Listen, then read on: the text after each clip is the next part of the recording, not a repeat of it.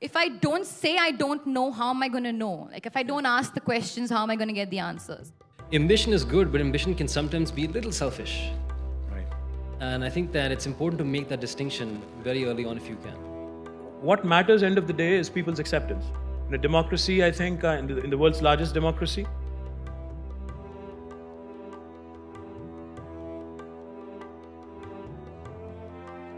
Today at 24, is it too good too soon as a phenomena, you think? To me, I'm just doing. I have no idea of how well I'm doing and what that means for me, and whether this is too good too soon or whether I'm going to burn out. I think that if I sit back and assess every step I take, then I'm going to be taking myself way too seriously. And I want to be remembered for the movies that I'm a part of and the characters that I play, because that's the kind of impact movies had on me as a child. Just to echo what Alia was saying, if you find your passion, you jump straight into it. Right. And if you happen to be good at it, you get success. And if you have a very open-minded attitude towards life and also view failure as learnings as you move forward, especially at such a young age, I think the universe will find a place for you and put you in the right place. And I think that that quest to have an impact and a mission-driven attitude in life, I think, is very, very important, because ambition is good, but ambition can sometimes be a little selfish. Right. And I think that it's important to make that distinction very early on if you can. it's good to have plans. It's good to have short, medium, and long-term goals and plans. But at the end of the day, I think you'd rather be better off keeping them to yourself. All I'm going to say is we should continue to do our good work. As Alia said and as Kevin said, we should just follow our heart, do our thing. And Alia, in your field, there's always, I think that sometimes, the entertainment media doesn't make it easy, for you to kind of, go beyond yourself.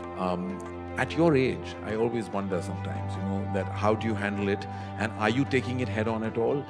So I think definitely initially I was very vulnerable, and I was also very hungry to prove and make a point.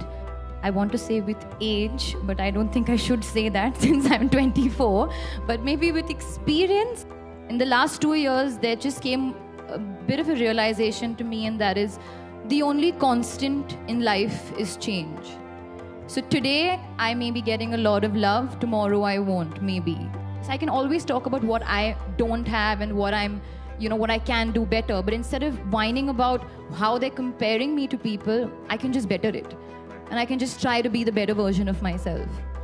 You're tweeting about how well you're doing in India Economic Summit, and then somebody tweets you back saying, dude, get the Hyderabad roads right. So yes, I do know what you're saying, the seasonality of people's affections, and ultimately they're the ones who decide either the fate of the movie or the fate of a politician. There was one thumb rule that I followed from very early on, which is, at the end of the day, if there are 24 hours in a day, you're sleeping for probably 7-8 hours. And you have 16 waking hours. I think your life is directly proportional to where you deploy those 16 hours. Not only physically, but also mentally. Right. So you can choose, you have a choice. Right. So you can worry about the comparisons, you can worry about what people think, but I think if you deploy that time effectively on solving big problems, the results will speak for itself.